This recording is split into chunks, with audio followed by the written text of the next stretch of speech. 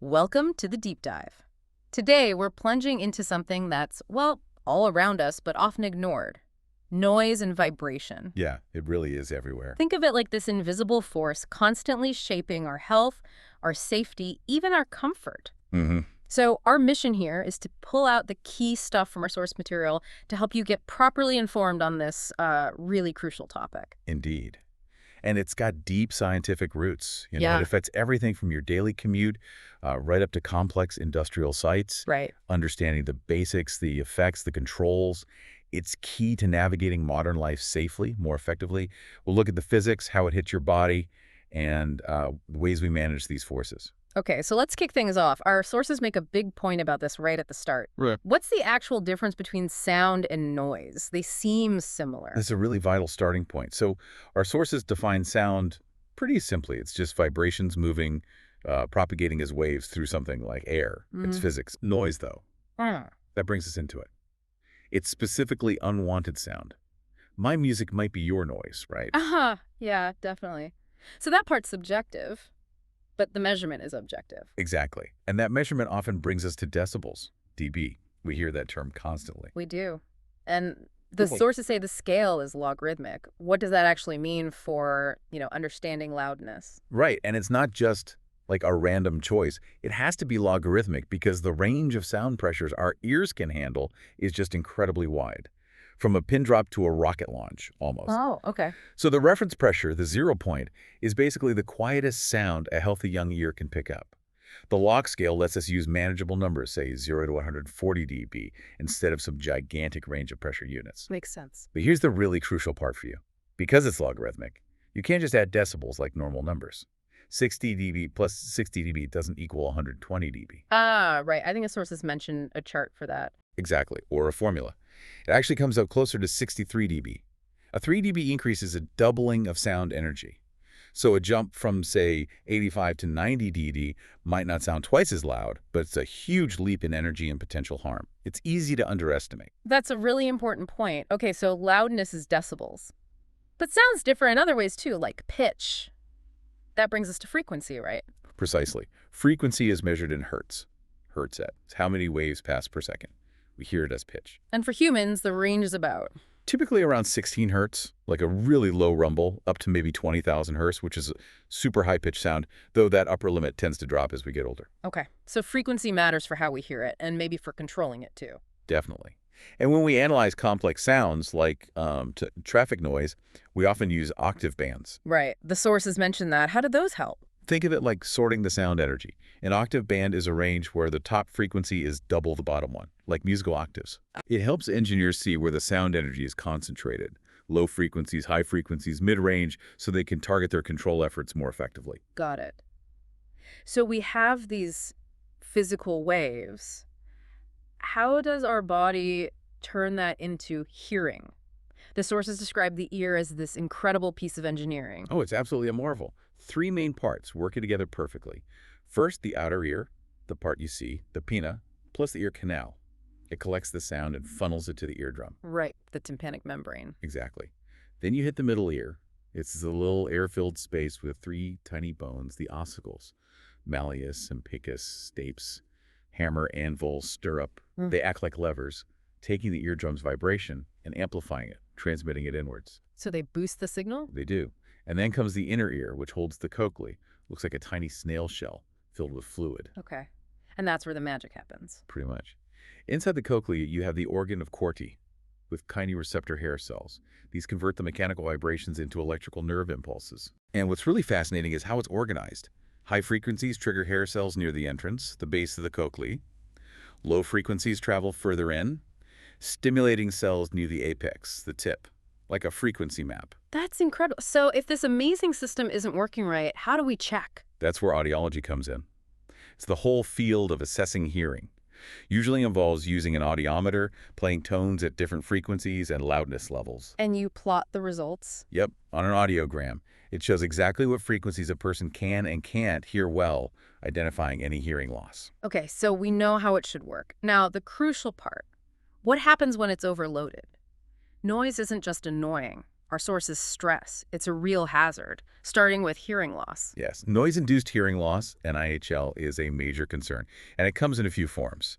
First, there's a temporary threshold shift, or TTS. That ringing after a loud concert. Exactly. Your hearing seems muffled, maybe rings a bit, but usually with some quiet time, it recovers. Okay, temporary, that's good. But if the exposure is too loud or happens too often without recovery time, you can get a permanent threshold shift, PTS. And that's permanent. That's irreversible damage to those delicate hair cells in the organ of Corti. The hearing loss is permanent. Tragic, really. Wow. And then there's something called acoustic trauma. Yeah, that's different. It's sudden, intense damage from an extremely loud impulse noise, like an explosion or maybe a gunshot right near the ear. It can rupture the eardrum, damage the middle ear bones, or cause severe inner ear injury instantly. Okay, that's pretty sobering.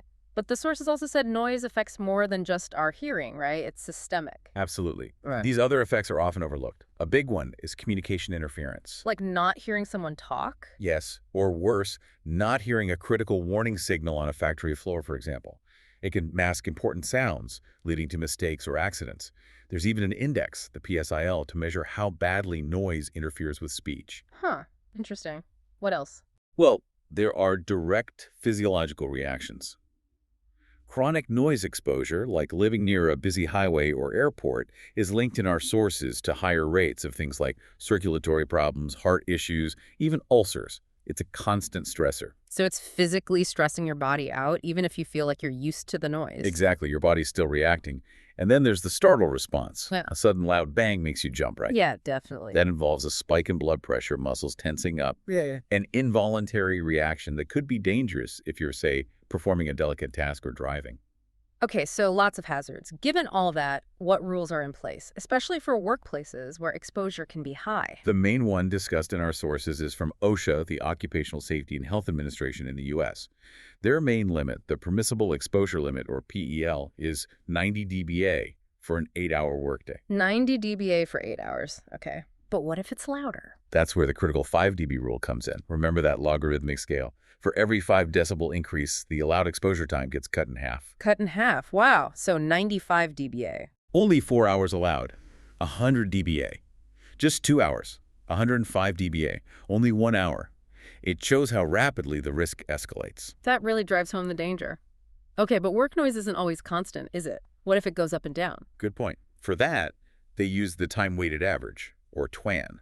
It's basically a formula to calculate your total dose of noise over the whole shift, considering both the noise levels and how long you were exposed to each level. Like an average exposure level for the day. Sort of, but weighted for risk. If the final TWAN value is greater than 1.0, it means you've exceeded the OSHA limit for the day. You've had too much exposure. And employers have to do something then. Yes. In fact, OSHA requires employers to implement hearing conservation programs even before the 90 dBA limit is reached. If the time-weighted average hits 85 dBA, the program kicks in. Ah, so it's proactive, trying to prevent the loss before it happens. Exactly. It includes things like noise monitoring, regular hearing tests for workers, providing hearing protection, and training them about the risks and controls. Okay, that makes sense. Prevention is key. So how do we actually control the noise? The sources laid out a pretty clear strategy: source, path, or receiver. That's the classic hierarchy of controls, and it applies really well here. Treating the source is usually best. Stop the noise before it starts. How do you do that? Well, through good design, buying quieter equipment in the first place, specifying low noise options. Or through modification, maybe adding damping materials to vibrating panels, slowing down air or liquid flow if that's making noise, or balancing rotating parts so they run smoother. Right. Fix the machine itself.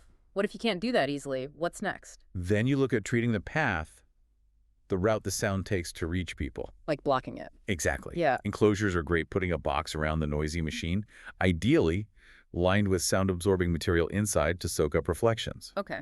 What else for the path? You can use barriers or shields, like Ah. putting up a wall between the noise source and the workers. They deflect sound waves. But they're not always great for low frequencies. Those long waves tend to bend around barriers. Ah, right. Bass sounds are harder to block. They are. Another path treatment is absorption, putting sound-absorbing materials on walls, ceilings, floors. Think acoustic tiles or heavy curtains. They reduce the overall reflected sound, the reverberation, in a space. Making the whole room quieter. Exactly. So, source first, then path. What if those aren't enough or not possible? What's the last resort? The last line of defense is treating the receiver, protecting the person directly. Like earplugs. Earplugs and earmuffs, yes. That's personal protective equipment, PPE. Very common and effective when used right, but it's considered the last resort because it relies on the individual using it correctly all the time. And they have ratings, right? Yeah. NRR. Yes, the noise reduction rating, NRR. It gives an estimate of how much noise reduction the protector provides under ideal lab conditions. In the real world, the actual protection might be a bit less, but it's a good guide. Okay. Anything else for the receiver? Sometimes you might use personal enclosures too, like a quiet control room booth for an operator to sit inside, away from the general factory noise. Got it. Source, path, receiver. A clear strategy. Now, noise was only half the story in our sources. They also talked about vibration, the unseen shakes. What are the risks there? Vibration is definitely critical. It can affect the whole body or just specific parts like the hands. Okay, like what kind of problems? Well, low-frequency whole-body vibration, think truck drivers, heavy equipment operators, especially in the 4 to 8 hertz range, is linked pretty strongly to back problems. Chronic pain, disc issues. Ouch. From all that shaking day after day. Exactly. Then there's hand-arm vibration from using things like jackhammers, chainsaws, grinders. Air tools. Right.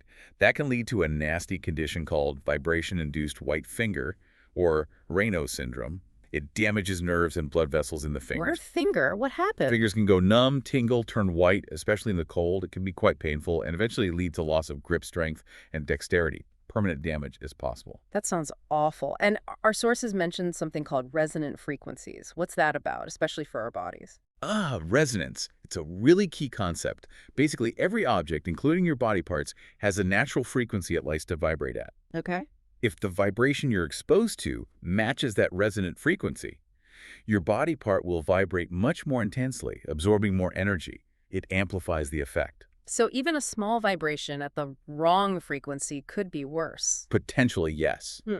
For example, for a person sitting down, the whole body tends to resonate vertically, up and down around 4 to 6 hertz. That makes vibration in that range particularly jarring and potentially damaging for the spine. Huh.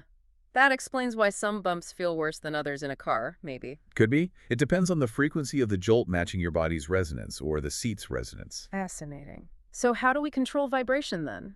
Same logic as noise. Pretty much the same strategic thinking applies. The controls aim to stop the vibration reaching the body, or at least reduce it. Like fixing the source. Ideally, designing tools with better damping, balancing machinery, choosing low vibration models, that's source control.